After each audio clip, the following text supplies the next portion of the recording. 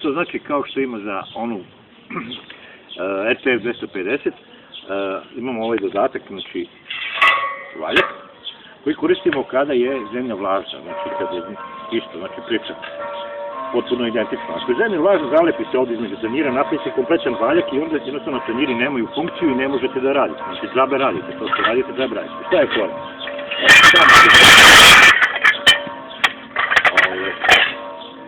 Sklonimo tanjire, stavljamo ovaj specifičan i stavljamo ovaj valjak. Bitno je kako se okreće, znači ovi špicevi moraju da idu u ovom pravcu, znači i to funkcionisamo kako treba. Evo ovako ćemo to da stavimo. Tako. Eto, to je sva mudrost. Učemo se fora, znači isto samo se vuče. Ali šta je fora? Kako ona drobi.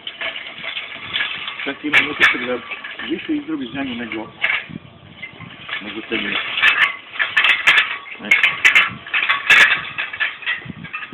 Strašno nagano. Ona je sada mnogo lakša, jer su tanjiri malo teži.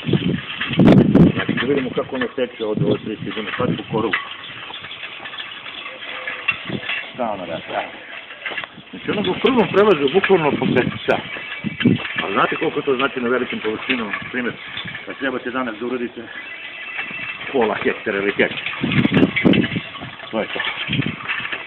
Sad vidimo kako će nas radi kad bude opterećeno.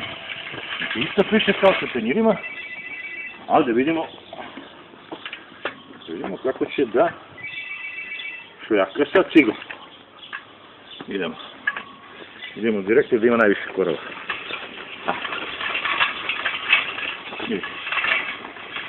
Odmah ga i ravna i hvala. I koliko leti duboko.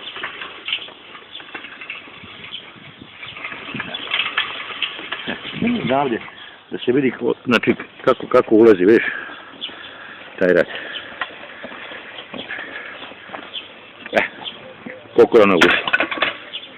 Ušla je sigurno 7-8-9 cm čak.